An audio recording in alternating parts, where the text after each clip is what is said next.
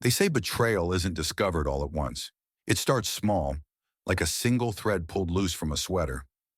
You don't notice it at first. Maybe you even ignore it. But soon the entire thing unravels. That's how it began for me. It was a chilly Saturday morning in early November. Emma, my wife of 8 years, was in the kitchen, humming a tune I didn't recognize as she brewed coffee. Her hair fell in soft waves down her back, and her face carried a glow I hadn't seen in months. I'd assumed it was just a good mood, but now I wonder if it was something else. Someone else. The first loose thread came in the form of a late-night text. I was on the couch, flipping through channels aimlessly, when Emma's phone buzzed on the coffee table. She was upstairs, so I glanced at the screen out of habit. Can't stop thinking about last night. Mem? My stomach dropped. My best friend Matt was the only M I knew she texted. My brain scrambled for a logical explanation, but nothing made sense. I picked up the phone and stared at it, as if willing it to offer me a less damning truth. But before I could process anything, Emma came downstairs. She froze when she saw me holding her phone. "What are you doing?" "It buzzed," I said, my voice steady despite the chaos inside. "Thought it might be important." Her expression shifted quickly, too quickly. "It's nothing," she said, snatching the phone from my hand. She typed something and put it face down on the table. "Just a work thing." That was the first lie. For the next week, I tried to convince myself I was imagining things. Maybe M wasn't Matt. Maybe it really was a work thing. But Emma started acting differently, more guarded with her phone, more distracted at home. Matt, too, seemed off. We'd been inseparable since college, but lately he'd been dodging my calls and canceling our usual beer nights. The man who used to share everything with me now felt like a stranger.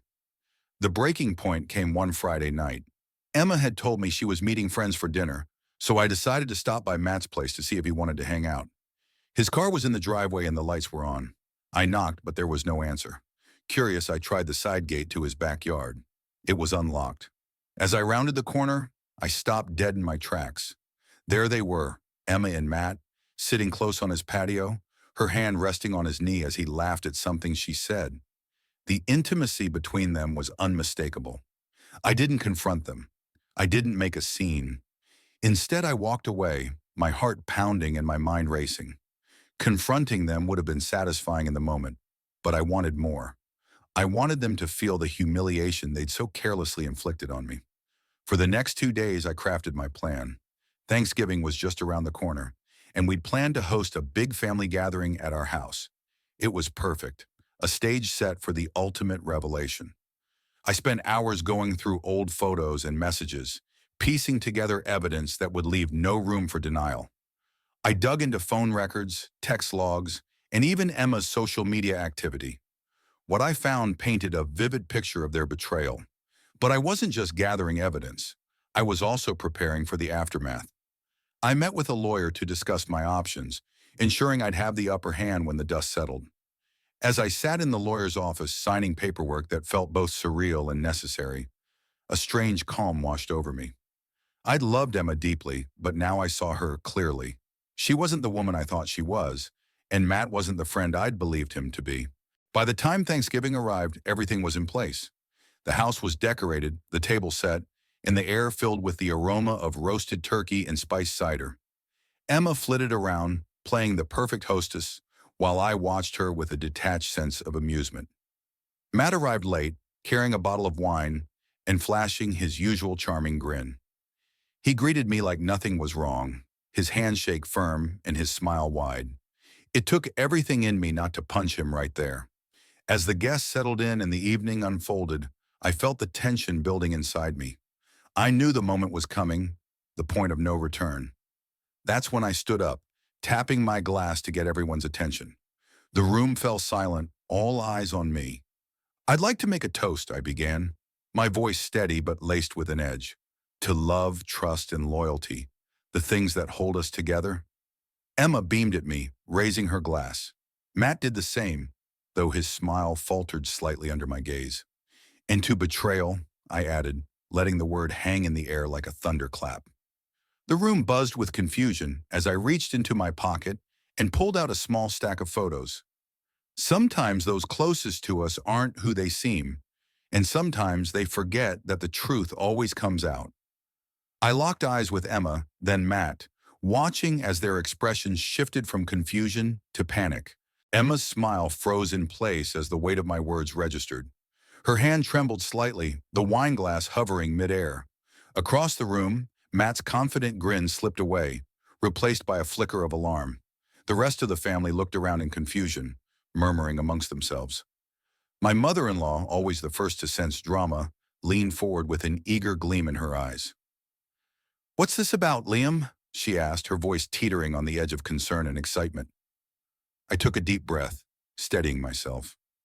"It's about honesty," I said, fixing my gaze on Emma, "and how it's been missing in this household for quite some time." The photos in my hand felt heavy, a tangible manifestation of the betrayal I'd uncovered. I'd spent the past week meticulously preparing this moment, selecting the clearest evidence and rehearsing every word I was about to say. I flipped the first photo onto the table.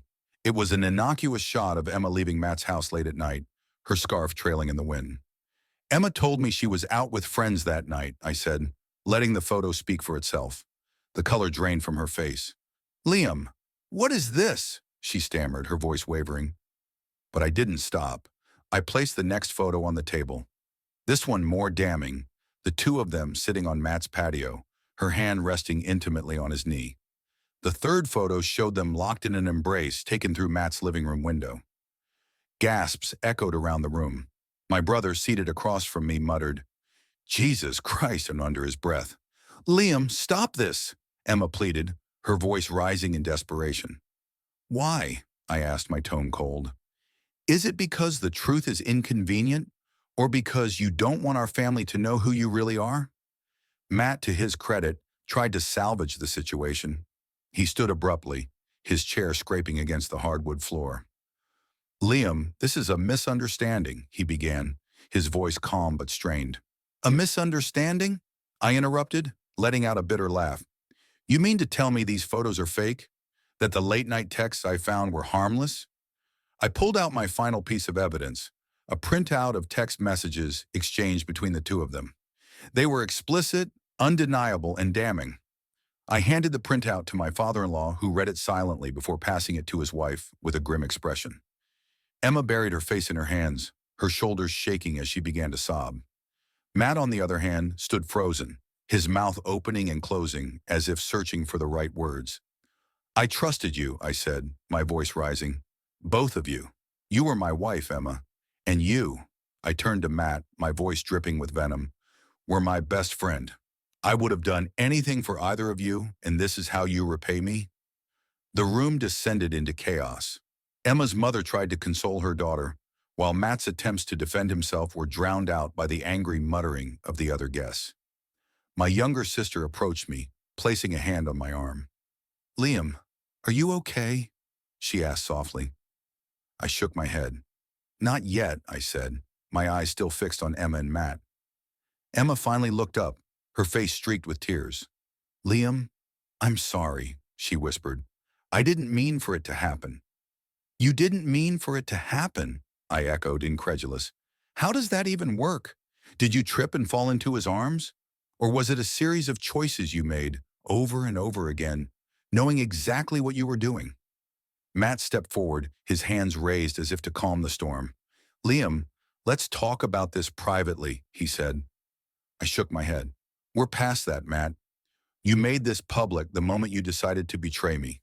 I turned back to the family, addressing them directly. "I didn't bring this up to air dirty laundry. I did it because I deserve better. I deserve honesty, loyalty, and respect. Things I clearly wasn't getting from my wife or my so-called best friend." The room fell silent, the weight of my words hanging heavy in the air. I stepped away from the table, grabbing my coat from the back of my chair. "I'll let you all enjoy the rest of the evening," I said, my voice steadier than I felt. "Happy Thanksgiving." As I walked toward the door, I heard Emma call after me, her voice filled with desperation. "Liam, wait, please, let's talk." But I didn't stop. I didn't look back. Outside, the cold night air hit me like a slap, but it felt refreshing, a stark contrast to the suffocating atmosphere I'd just left behind. For the first time in weeks, I felt free. The next morning, I woke up on my brother's couch, feeling the stiffness of the worn cushions in my back. The events of the previous night replayed in my mind like a bad movie on repeat. My phone buzzed on the coffee table, the screen lighting up with Emma's name. I let it ring. She had called a dozen times since I walked out, each voicemail more desperate than the last. Some messages were tearful apologies, others were indignant defenses. None of them mattered to me anymore. "Coffee?" my brother Jake asked, walking into the living room with two mugs. "Thanks," I muttered, taking the mug he handed me. "You sure know how to blow up a Thanksgiving dinner," he said, his tone half joking, but laced with concern. I chuckled bitterly. "Yeah, well, I think it was overdue." Jake sat down across from me, his expression serious. "What's your plan now?" The truth was, I didn't have a plan. My mind had been so focused on exposing Emma and Matt that I hadn't thought much about what came next. But I knew one thing for certain. I wasn't going back to her. "I need to get my stuff from the house," I said, setting the mug down. "And I need a lawyer. Beyond that, I don't know." "You can stay here as long as you need," Jake offered. "But if you want my advice, don't go back there alone. She's going to try to talk you into staying." I nodded, appreciating his support. Jake had always been the steady one, the one I could count on when things fell apart. By mid-afternoon, I was parked outside the house I'd once called home. It looked the same as always. Neat lawn, white shutters, a wreath on the door. But now it felt foreign, as if the betrayal had tainted even the walls. Jake had insisted on coming with me, and I was grateful for his presence as I opened the front door. The silence inside was deafening. "Emma," I called out, my voice echoing through the house. She appeared at the top of the stairs, her face pale and drawn. "Liam," she said softly, her eyes red and puffy. "I'm here to get my things," I said, my tone cold and detached. "I don't want a scene." Emma hesitated, her hands gripping the railing. "Can we at least talk?" "No," I said firmly. "There's nothing left to say." Jake followed me upstairs, helping me pack a suitcase with clothes and essentials. I avoided looking at the framed photos on the walls, reminders of a life that no longer felt real. Emma stood in the doorway, watching silently. "Liam, please," she finally said, her voice breaking. "I know I messed up, but we can fix this. We can go to counseling. We can—" "Stop," I interrupted, turning to face her. "You didn't just mess up, Emma. You betrayed me. You betrayed us. There's no coming back from that." Her eyes filled with tears, but I didn't feel the usual urge to comfort her. Instead, I felt a strange sense of detachment, as if I were watching this scene play out in someone else's life. As I packed the last of my things, I glanced at Jake. "Let's go," I said. We carried the suitcase downstairs, Emma trailing behind us. At the door, she grabbed my arm, her grip desperate. "Liam, I love you," she said, her voice trembling. "Please don't leave like this." I looked at her, searching for the woman I'd married, the woman I thought I knew. But all I saw was a stranger. "Goodbye, Emma," I said, pulling my arm free. That evening, I sat on Jake's porch, a beer in hand as the sun dipped below the horizon. The anger I'd carried for days had faded, replaced by a heavy sadness. "She's not worth it," Jake said, joining me on the steps. "I know," I replied, but knowing didn't make it any easier. As the night deepened, I thought about Matt, my best friend, the man I trusted like a brother. His betrayal stung almost as much as Emma's. I wondered if he'd expected me to forgive him, to chalk it up to some lapse in judgment. He was wrong. The next day, I called a lawyer to begin the divorce process. The call felt surreal, as if I were dismantling a life that no longer belonged to me. Over the next week, I avoided Emma's calls and texts, focusing instead on rebuilding my life.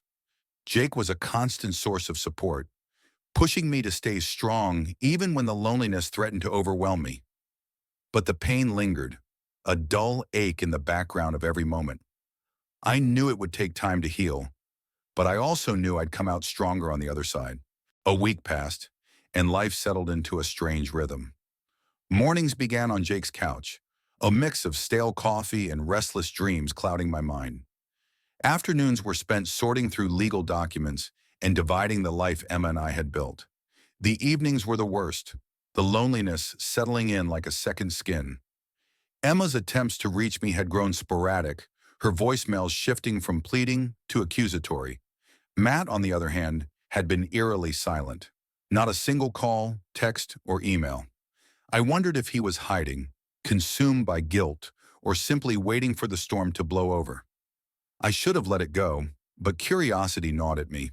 One night, after tossing and turning for hours, I found myself staring at Matt's number on my phone. Before I could overthink it, I hit call. It rang twice before he answered. Liam? His voice was hesitant, almost cautious. Yeah, it's me, I said, trying to keep my tone steady. We need to talk. Matt suggested a coffee shop on the edge of town, a neutral territory far from prying eyes. When I arrived, he was already there, sitting in a corner booth with a cup of black coffee in front of him. He looked disheveled, his usually confident demeanor replaced with unease. I sat across from him, my hands resting on the table. For a moment, neither of us spoke, the silence stretching between us like a chasm. Why? I finally asked, my voice low. He sighed, running a hand through his hair. It wasn't supposed to happen, he said. It just did. That's not an answer, I said, my anger bubbling to the surface. You were my best friend, Matt. I trusted you. I trusted her. And you? I know, he interrupted, his voice rising. I know I screwed up, okay? But it wasn't about hurting you. It wasn't about betraying you. Emma and I, we connected in a way I didn't expect. I leaned back, crossing my arms. Connected? I echoed, my tone dripping with disdain. Is that what you call sneaking around behind my back? Matt hesitated, his eyes dropping to the table. I don't expect you to forgive me, he said. I wanted to tell you that I'm sorry. For everything. Sorry doesn't fix this, I said coldly. You destroyed two relationships, mine with Emma and ours. Do you even understand that? He nodded slowly. I do, and I'll regret it for the rest of my life. The sincerity in his voice caught me off guard. But it wasn't enough. Good, I said, standing up, because I don't plan on forgiving you. Ever. As I walked away, I felt a mix of relief and bitterness. Confronting Matt had given me closure, but it hadn't eased the pain. That night, I found myself scrolling through social media, a habit I'd picked up in the wake of the betrayal. I avoided Emma's profile. Seeing her face was like a knife to the heart. But I couldn't resist looking at Matt's. His recent posts were sparse, mostly photos from hiking trips and vague updates about work. But as I scrolled further back, something caught my eye. A post from 2 months ago, a photo of Emma and Matt at a bar. The caption read, "Celebrating a successful pitch with my favorite collaborator." I stared at the photo, the pieces slowly clicking into place. Emma had mentioned a work project around that time, a new initiative she was helping to launch. She'd been vague about the details, brushing off my questions with a quick, "You wouldn't be interested." Rage flared within me as I realized the truth. The affair hadn't been some sudden, uncontrollable passion. It had been premeditated, woven into their professional lives. The next morning I called Emma. She answered on the first ring. "Liam," she said, her voice filled with cautious hope. "We need to talk," I said curtly. We met at a park near her office, a public place where I could keep my emotions in check. She looked tired, her makeup unable to mask the dark circles under her eyes. "What is it?" she asked, her tone wary. "I saw the photo," I said, cutting straight to the point. "You and Matt celebrating your collaboration. How long has this been going on, Emma? And don't lie to me." Her face paled and she looked away. "It started a few months ago," she admitted. "We were working late, and one thing led to another." I clenched my fists, trying to keep my voice steady. "So it wasn't just an affair. It was part of your work. You built your relationship on lies, both personally and professionally." Emma's eyes filled with tears. "Liam, I know I made a mistake, but Stop," I said, holding up a hand. "I'm done listening to your excuses." As I walked away, I felt a sense of finality. Emma's confession had been the last piece of the puzzle, and now the picture was complete. It wasn't pretty, but it was the truth. Back at Jake's, I poured myself a drink and stared out the window, letting the silence envelop me. I didn't know what the future held, but I knew one thing. I was ready to move forward, leaving Emma and Matt behind. A week after confronting Emma, the wheels of my new life were starting to turn. The paperwork for the divorce was underway, and Jake's couch was beginning to feel less like a temporary refuge and more like a launching pad. But despite my efforts to move forward, the betrayal lingered like a dark cloud over every thought. Jake suggested we head out one evening to a local bar, the kind of place where the lights are dim and the music is loud enough to drown out your thoughts. I hesitated at first, but he insisted. "You need a break," he said. "A night to forget about all this." The bar was buzzing when we arrived, the clinking of glasses and murmur of conversation filling the air. Jake ordered us around, and we found a corner booth where the shadows seemed to offer a sliver of privacy. As the evening wore on, I found myself loosening up, the weight on my chest lifting slightly with each laugh and sip of beer. It wasn't much, but it was a start. "See? Not so bad, right?" Jake said, grinning as he clinked his bottle against mine. I chuckled, shaking my head. "Thanks, man. I needed this." Just as I was starting to feel like myself again, my phone buzzed on the table. I glanced at the screen and saw Emma's name. "You gonna answer that?" Jake asked, his tone cautious. I shook my head. She's had enough of my time. But curiosity got the better of me, and when the call ended, I opened the voicemail. Her voice was frantic, almost pleading. "Liam, please call me back. It's important. I I need to explain something. It's not what you think." I stared at the phone, her words swirling in my mind. What could she possibly have to say that I hadn't already heard? Against my better judgment, I decided to listen. I stepped outside the bar, the cool night air a welcome contrast to the stuffy atmosphere inside, and called her back. She answered immediately. "Liam, thank God," she said, her voice trembling. "What do you want, Emma?" I asked, my tone colder than I intended. "There's something I need to tell you," she said. "About Matt." I felt my stomach tighten. "What about him?" She hesitated, and I could hear the sound of her breathing. He wasn't honest with me either. I thought I knew him, but he's been lying to both of us." My mind raced, trying to make sense of her words. "What are you talking about?" I demanded. "There's more to him than you realize," she said. "I don't know how to explain it, but he's dangerous, Liam. I found things, emails, messages. He's been using me, us." "Using us for what?" I asked, my patience wearing thin. "I don't know yet," she admitted, "but I'm scared. I think you should be too." Her words left me stunned. As much as I wanted to dismiss them as another attempt to manipulate me, there was something in her voice that gave me pause.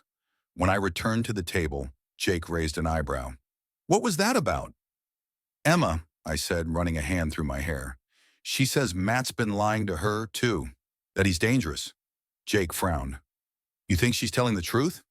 "I don't know," I admitted, "but I need to find out." The rest of the night passed in a blur, my mind consumed with questions. What could Matt be hiding? And why would Emma, of all people, warn me about him? The next day, I decided to dig deeper. I still had access to Matt's social media accounts. He'd shared his passwords with me years ago, back when we trusted each other completely. Scrolling through his messages felt invasive, but I pushed the guilt aside. If he had nothing to hide, then I wouldn't find anything incriminating. It didn't take long to find something unusual. Buried in his messages was a series of exchanges with someone named E. Porter. The tone was cryptic, the language vague, but the messages hinted at a business deal that seemed off. "The transfer is set for next week. I'll handle the details. Don't worry about L." My heart skipped a beat. L. That had to be me. I printed the messages, compiling everything I could find. Jake and I spent hours poring over them, trying to piece together the fragments of Matt's hidden life. "It's like he's running some kind of scam," Jake said, shaking his head. "But why involve you and Emma?" "I don't know," I said, frustration building. "But I'm going to find out." That night, as I lay on Jake's couch staring at the ceiling, a plan began to form. If Matt thought he could manipulate me, he was wrong. I'd been blindsided once, but not again. The following morning, I woke with a singular purpose: to confront Matt. I needed answers, and I wasn't going to stop until I had them, but I knew better than to rush in blindly. Whatever Matt was hiding, he was careful enough to keep it from me for years. I had to play this smart. First, I called Emma. She picked up almost instantly. Liam? I need more details, I said. About what you found. The emails, the messages, everything. There was a pause before she responded. I can send you screenshots. But Liam, you have to be careful. He's not who you think he is. Neither were you, I said bluntly. Her breath hitched, but she didn't argue. I'll send them. Just be safe. The screenshots arrived an hour later. Emma had uncovered even more messages, including one that made my blood run cold. L has no idea. He's predictable, easy to manipulate. When the time comes, we'll make our move. I stared at the screen, my heart pounding. It was clear now. Matt wasn't just betraying me in my marriage. He was setting me up for something bigger. But what? I spent the next few hours cross-referencing the messages with what I'd already found. Jake helped, his background in finance proving invaluable. This is about money, he said, tapping a printed email. Look here. Bank accounts, offshore transfers. Matt's been siphoning funds, and I'd bet good money some of it's yours. My stomach churned. Matt had been my financial advisor for years, managing everything from my savings to investments. I'd trusted him implicitly, never questioning his decisions. Until now. By late afternoon, we had a plan. I would confront Matt at his office, armed with the evidence we'd gathered. Jake would wait nearby, ready to step in if things got out of hand. As I walked into Matt's sleek, modern office, my nerves were a live wire. He looked up from his desk, his usual confidence replaced with a flicker of uncertainty. Liam, he said, forcing a smile, didn't expect to see you here. Cut the act, I said, slamming the printed emails onto his desk. I know everything. His face went pale as he scanned the pages. Where did you get this? He demanded. Does it matter? I shot back. You've been stealing from me, Matt, lying to me, and God knows what else. Start talking. For a moment he said nothing, his jaw tightening as he considered his options. Then to my surprise he laughed, a hollow, bitter sound. You really think you've got it all figured out, don't you? He said, leaning back in his chair. You don't know the half of it. Then enlighten me, I said, my voice low and steady. He sighed, rubbing his temples. Fine. You want the truth? Here it is. I've been using your accounts to move money for a client. It's risky, sure, but it's lucrative. And you were the perfect cover. Rage bubbled within me, but I kept my composure. Who's the client? That's none of your concern, he said sharply. You've already poked your nose where it doesn't belong. I'd advise you to back off before you get hurt. His threat hung in the air, but I refused to back down. Is that what this was about? I asked. Using my life as a stepping stone for your schemes? Or was the affair with Emma part of the plan too? His eyes narrowed. Emma was a complication, he admitted. One I didn't anticipate. But she's not innocent in all this. You think she didn't know what was going on? She played her part, Liam. My stomach churned at his words, but I couldn't tell if he was lying or trying to sow doubt. Either way, I'd heard enough. I'm going to the authorities, I said, turning to leave. Go ahead, he called after me. But remember this. You're not just taking me down. You're dragging Emma with me. Outside, Jake was waiting in the car. How'd it go? He asked as I climbed in. He admitted to everything, I said, my voice trembling with anger. But he's still hiding something. And he claims Emma was involved. Jake frowned. Do you believe him? I don't know, I admitted, but I'm not stopping until I find out. That night, I filed a police report, handing over all the evidence we'd gathered. The officer I spoke to assured me they would investigate, but the process would take time. In the meantime, I couldn't shake Matt's parting words. Was Emma truly involved in his schemes, or was he trying to manipulate me one last time? I needed answers, and there was only one person who could give them to me. The next morning, I called Emma and asked her to meet me at a small cafe downtown. It was a neutral ground, public enough to avoid a scene, but quiet enough for a serious conversation. She agreed, her tone subdued, as if she already knew what was coming. When she walked in, her eyes immediately found mine. She looked tired, her face pale and drawn. For a moment, I almost felt sorry for her, but then the anger and betrayal surged back, rooting me in place. Thank you for coming, I said as she sat down across from me. She folded her hands on the table, avoiding my gaze. What is this about, Liam? You know what this is about, I said, pulling out the stack of printed emails and messages. I slid them across the table. Care to explain your role in all this? Her eyes widened as she scanned the pages. Where did you get these? Does it matter? I said. Matt claims you were involved, that you knew what he was doing and went along with it. Is that true? Her hands trembled as she set the papers down. Liam, I didn't know everything, I swear. When I found those messages, I realized he was lying to me too. That's why I warned you. Don't lie to me, I said, my voice rising despite myself. You expect me to believe you were just an innocent bystander? That you had no idea he was stealing from me? Using me as a pawn? Tears welled up in her eyes, but I wasn't moved. Not this time. I knew he was up to something shady, she admitted, her voice barely above a whisper. But I didn't know it involved you. He told me he was working on a business deal, something high risk but profitable. I didn't ask questions because I didn't want to know. Convenient, I said bitterly. And what about the affair? Was that part of the plan too? Her face crumpled and she shook her head. Number, that was real. At least I thought it was. But now I don't know. Maybe he was using me too. For a moment, neither of us spoke. The silence between us was heavy, filled with everything we couldn't say. I'm filing for divorce, I said finally, my voice cold and firm. And I've already reported Matt to the authorities. They'll sort out the rest. But I need you to stay out of my life, Emma. I can't do this anymore. She nodded, tears streaming down her face. I understand. And I'm sorry, Liam, for everything. I didn't respond. What was there to say? The investigation into Matt moved quickly.